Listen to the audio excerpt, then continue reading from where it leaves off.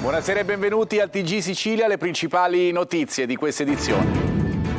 Lampedusa proseguono gli sbarchi, oggi quasi 800 persone sono arrivate sull'isola. Intanto il sindaco Mannino chiede al governo e all'Europa interventi urgenti. Siamo stanchi delle promesse, dice.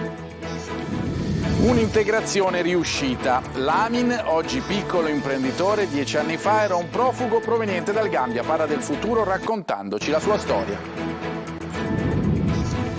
Altro affondo di Schifani che definisce Ryanair incoerente e stoppa la battaglia che la compagnia aerea vuole intraprendere a Bruxelles contro il governo italiano. L'Europa dice non può modificare il decreto contro il caro voli. Ryanair risponde pronti a portare altri 3 milioni di passeggeri in Sicilia.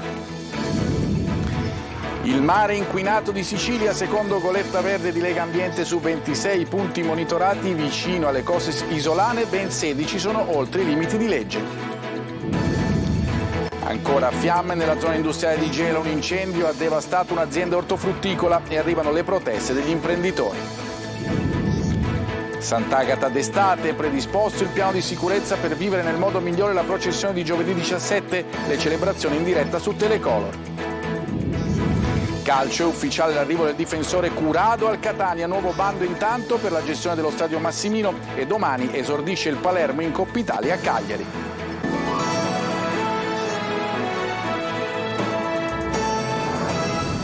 Di nuovo bentrovati, dunque storie di sbarchi senza fine a Lampedusa. Oggi l'arrivo di 783 persone. Dopo la sciagura di mercoledì con 41 vittime, il sindaco Mannino chiede al governo e all'Europa interventi urgenti. Giusy Lazzara.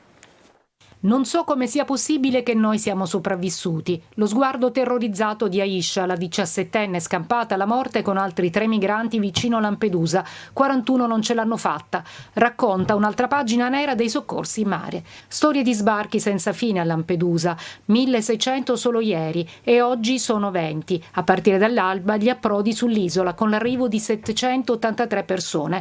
Lampedusa è il primo approdo per chi fugge e la macchina dell'accoglienza pesa anche sulle risorse a disposizione delle amministrazioni. Così, più volte il sindaco Filippo Mannino ha rivolto appelli al governo e all'Europa, chiedendo che il fenomeno venga gestito in maniera strutturale e non più emergenziale.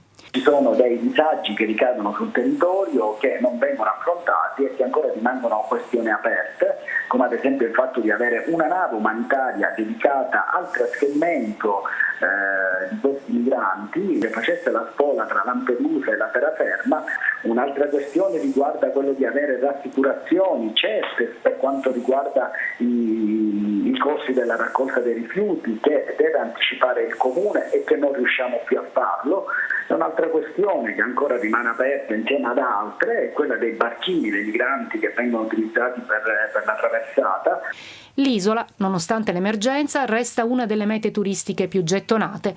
Il sindaco Mannino adesso però teme un ritorno di immagine negativo. Il fatto che si continua a parlare di isola a collasso, di isola presa d'assalto, di emergenza, certamente non invoglia il possibile turista che vorrebbe visitare per la prima volta l'isola.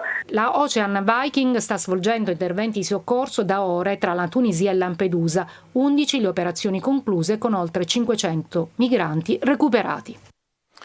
Adesso vi raccontiamo la storia di Lamin, dal Gambia a Pozzallo, per reinventarsi e guardare al futuro. Sbarcato 10 anni fa, adesso è un giovane imprenditore grazie ad un percorso di integrazione. Ricominciare è possibile in un paese pronto ad accoglierti. Lamin, 10 anni fa dal Gambia, è sbarcato a Pozzallo. Accolto dalla rete Caritas, ha saputo reinventarsi imparando uno dei mestieri più antichi del territorio ebleo. Adesso è un giovane imprenditore. Ricordo bene il 2015, non lo so, 2016, e abbiamo un progetto con Caritas, si chiama Costruiamo Sapere. E poi abbiamo fatto questo progetto, poi dopo mi ha dato Domenico Leggio, direttore di Caritas. È un lavoro di Morera, non sono molto bravo, però lui mi ha aiutato tanto. Comunque Caritas contribuiscono tanto nel mio vita, perché mi hanno aiutato tanto. Sto lavorando da solo con il mio partito EVA, sì.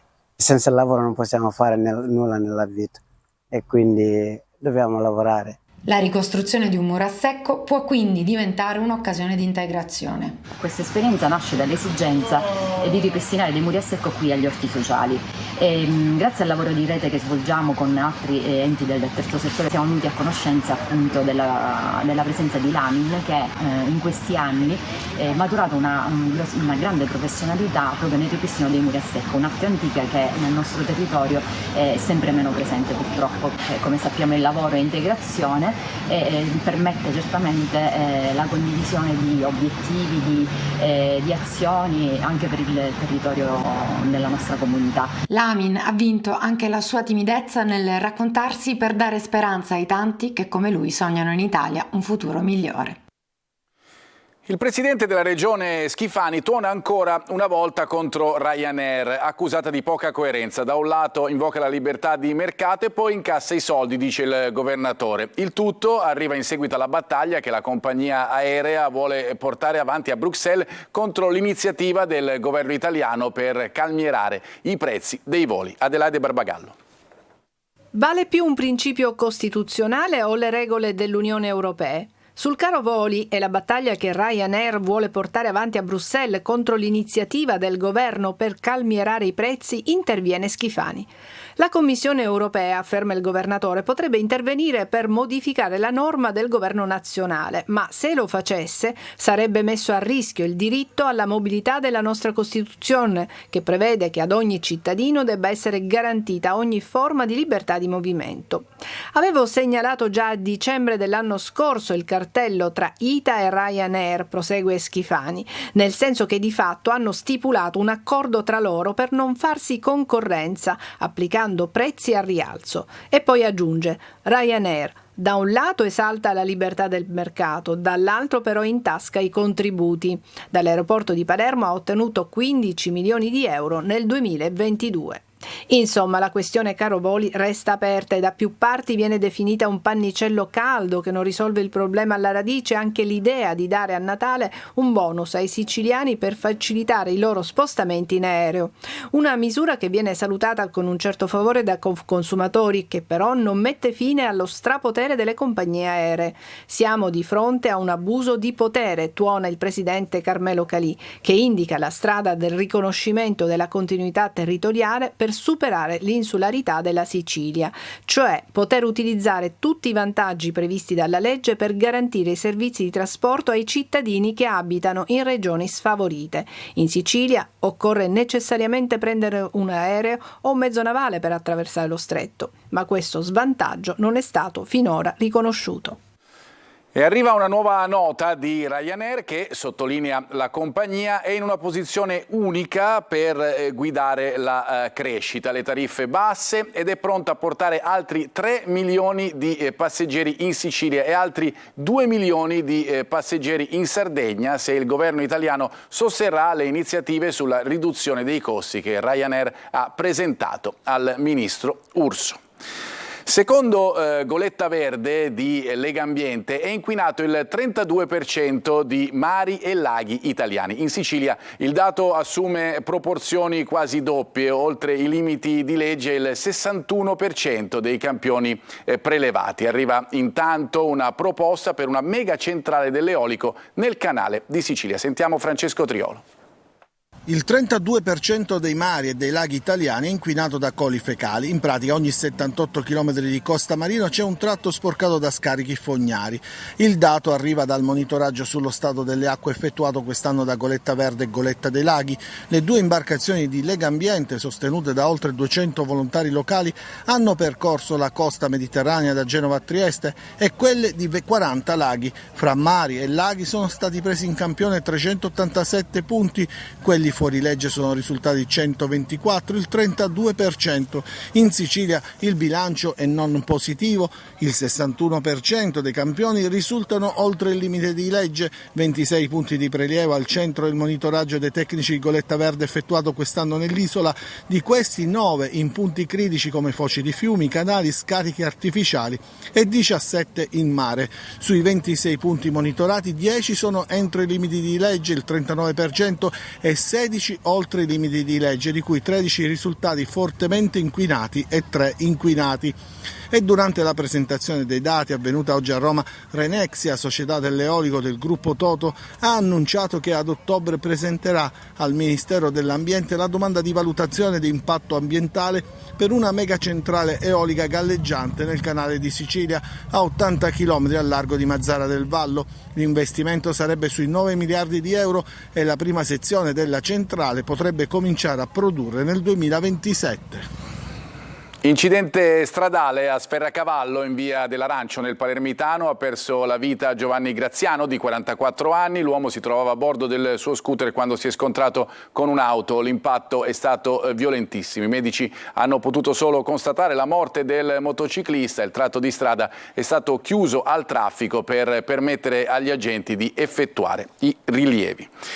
Tenta di strangolare l'anziana madre per strada in viale Moncada a Librino, a Catania. La polizia ha arrestato un uomo che poco prima aveva inveito contro la donna urlandole di tornare a casa a preparargli il pranzo. È stato bloccato mentre tentava di fuggire a bordo di un autobus.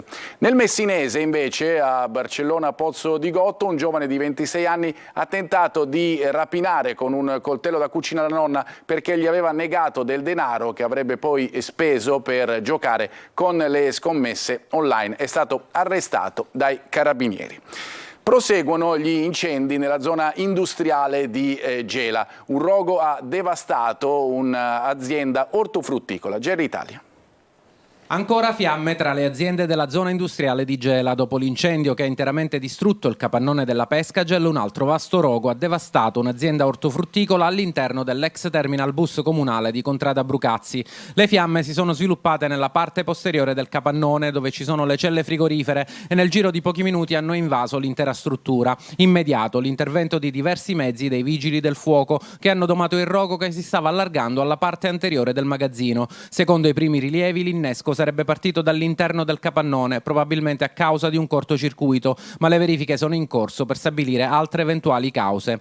L'incendio del capannone di Brucazzi è il secondo nel giro di pochi giorni tra le aziende della zona industriale e torna a puntare i riflettori sulla mancanza di interventi di messa in sicurezza che da tempo gli imprenditori chiedono al Comune e all'IRSAP. Quello che veramente addolora è che delle aziende produttive che danno tanto lavoro, aziende storiche fra l'altro del nostro territorio, non vengono manco ascoltate e abbandonate a se stesse. L'incuria della zona industriale in cui sta versando il nostro territorio è una cosa atavica, è una cosa che ogni anno si è ripetuta e che ogni anno ci sono solo promesse. Io penso che queste aziende grosse che pagano delle tasse non indifferenti dovrebbero essere salvaguardate, prima di tutto nella sicurezza del loro lavoro. Al momento sarebbe escluso che le fiamme possano essere partite dalle sterpaglie che circondano la zona. I danni, principalmente concentrati nel retro della struttura, sono consistenti e in fase di valutazione.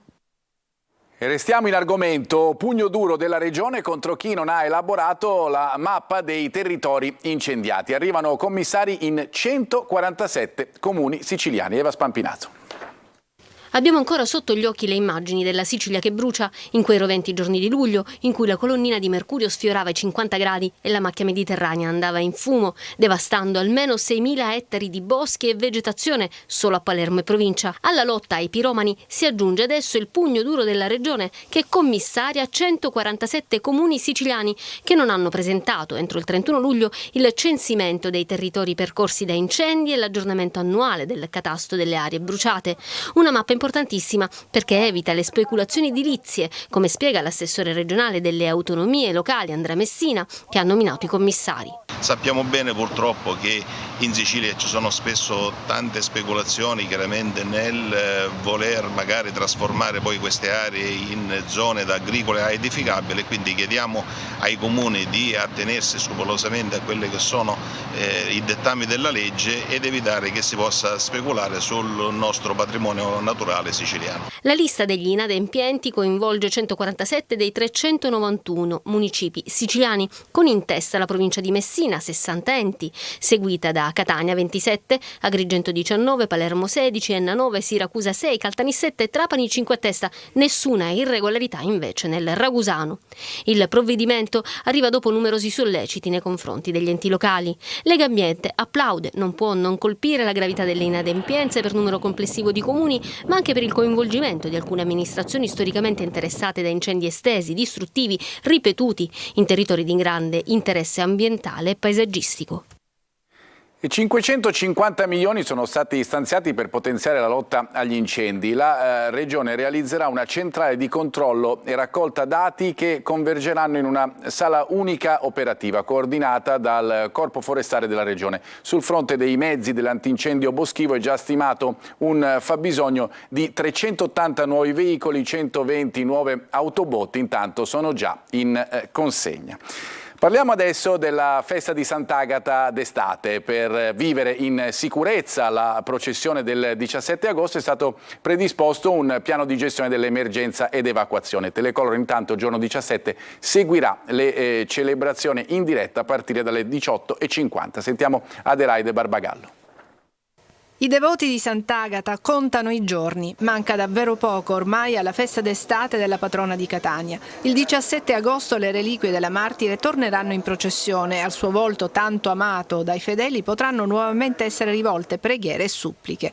Una festa da vivere in sicurezza secondo uno specifico piano di emergenza, considerando il previsto bagno di folla. Ci sono diverse strategie messe in campo proprio per gestire le eventuali emergenze e gestire soprattutto l'esodo controllato, accompagnare sostanzialmente i fedeli in caso di emergenza verso l'esterno. Una particolare attenzione nel piano viene rivolta anche ai disabili, per i quali vengono previste delle aree specifiche di accesso, delle zone dove possono sostare. Sono regole che servono per vivere bene la festa, spiega Barbaro Scionti. Il parroco della cattedrale raccomanda gli atteggiamenti da tenere al rientro in chiesa del busto reliquiario di Sant'Agata e durante la chiusura del sacello. Momento questo carico di grande emozione per i devoti. Si fa appello all'attenzione, alla consapevolezza di ciascuno che deve essere una giornata che si conclude nel modo più bello. E allora gli spintoni per poter vedere Sant'Agata, credo che quelli non siano proprio un bel modo per onorare la nostra patrona. Il piano di sicurezza prevede l'ingresso in cattedrale da via Vittorio Emanuele. I disabili entreranno invece da piazza Duomo. Sebastiano Anastasi è stato confermato presidente del Consiglio Comunale di Catania, un voto a larghissima maggioranza, per lui 32 preferenze su 36. Un voto è andato a Gianina Ciancio, uno a Maurizio Caserta e uno a Damien Bonaccorsi. Anastasi ha preso 2 preferenze anche dall'opposizione. Noi adesso ci fermiamo, piccola pausa, ritorniamo fra pochissimo con la pagina sportiva.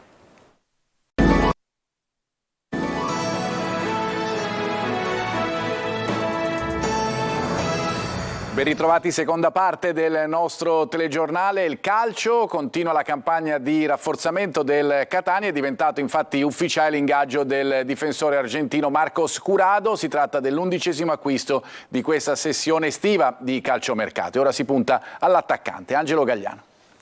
Marcos Curado è l'acquisto numero 11 del Catania ai piedi dell'Etna e un Ferragosto all'insegna del calciomercato. L'obiettivo della dirigenza rossazzurra è completare prima possibile la rosa a disposizione di Tabiani. 28 anni, il centrale argentino di origine venete è in Italia da 5 anni. Elemento solido e duttile, Curado si trova a suo agio sia in una linea difensiva a 3 che a 4 e all'occorrenza può essere impiegato anche da laterale. Nelle ultime 2 stagioni ha indossato la maglia del Perugia in Serie B. Sono dunque 4 le operazioni ufficializzate questa settimana dal Catania, nell'ordine Maffei, Marsura, Popovic e appunto Curado. Il direttore sportivo Antonello Laneri per la difesa ha puntato gli occhi sull'ex regina Daniele Liotti, l'alternativa è rappresentata da Marco Chiosa dell'Entella. In attacco piace il bulgaro Andrei Galabinov, anche lui in uscita dalla regina. E veniamo al campo, a Zafferana la squadra prepara il terzo allenamento congiunto, stavolta avversario dei rossazzurri sarà il Paternò. Abbiamo lavorato tantissimo sotto tutti i punti di vista, sia a livello fisico che tecnico-tattico. Il mister ci ha fatto capire dal primo giorno le sue idee e stiamo cercando di riportarle in campo. Sicuramente sarà emozionante perché ripartiremo di nuovo da a giocare al Massimino. Spero che ci siano tante persone e sicuramente daremo il massimo. Attivo sul mercato anche il Messina. La dirigenza giallorossa ha ufficializzato gli ingaggi del centrocampista Francesco Giunta, della mezzala Marco Firenze e del difensore Federico Pacciardi. No, non ci ho pensato un attimo, ho accettato subito l'offerta del direttore. Per me è un orgoglio indossare questa maglietta di questa città con questi tifosi di questa piazza bellissima. Un gruppo giovane, però tutti bravi ragazzi. Io sono arrivato da poco, insomma mi hanno accolto molto bene e diciamo che deve essere la nostra forza, l'unione, per scendere in campo compatti e andare a battere l'avversario. In entrata Modica aspetta 2 terzini, un play che detti i tempi davanti alla difesa e una punta centrale. Daga e Iannone sono invece vicini alla cessione. Pronto il nuovo bando per la gestione del Massimino. Il primo, lo ricorderete, era andato deserto alla scadenza dello scorso 17 luglio. Il comune di Catania ha pubblicato oggi un secondo avviso per l'affidamento in concessione della gestione, conduzione ed uso dell'impianto sportivo comunale Stadio Angelo Massimino. Rispetto al primo, che prevedeva un accordo per 10 anni più altri 10, la proposta ha durata inferiore, 3 anni rinnovabili per altri 3. Le offerte vanno consegnate entro il giorno 11 settembre prossimo alle ore 13.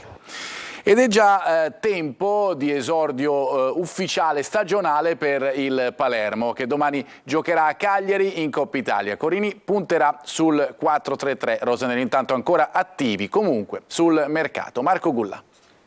Ci siamo, il Palermo domani aprirà la sua stagione giocando in Coppa Italia a Cagliari, una partita che può già fornire un indizio sulle ambizioni della squadra rosanero. Il mercato fino adesso è stato altamente positivo per il Palermo, che però deve già partire con la marcia ingranata. Corini punterà sul 4-3-3 contro il Cagliari, ci sono dubbi sulla fascia sinistra, Aurelio non ha recuperato e Di Mariano si allena con i compagni da meno di 10 giorni. A centrocampo invece Corini dovrebbe dare continuità al doppio regista Stulaz e Gomez provato durante il ritiro. Sulla sinistra, in attesa che venga sbloccata la trattativa per Di Chiara, giocherà Ceccaroni. Al centro della difesa Lucioni assieme a Marconi. A centrocampo Corini dovrebbe puntare appunto sul doppio regista con a destra Vasic. In attacco Brunori è il punto fisso. Davanti e alla sua destra ci sarà Insigne. Dubbi sulla sinistra, c'è da capire la condizione di Di Mariano, che da una settimana è tornato ad allenarsi con i compagni. È lui il favorito per la fascia, ma Corini potrebbe anche non rischiarlo e schierare Damiani in quel ruolo. Cagliari è una squadra importante che ha vinto l'anno scorso i playoff, ha un allenatore di grandissima qualità. Sappiamo che è una squadra che conosce vari sistemi di gioco, che li sa modulare e cambiare durante la partita, dunque sarà un test importante per prepararci al meglio per il campionato. Mercato per Prati, trattativa avviata, il calciatore però interessa anche al Cagliari. Rosanero sempre presenti su Morutan, su cui però va trovata la formula. Il Palermo ha proposto un prestito con diritto e obbligo per una cifra sui 6 milioni di euro e intanto le pretendenti si stanno defilando lasciando campo libero. Ed è tutto per questa edizione, grazie per averci seguito, una buona serata.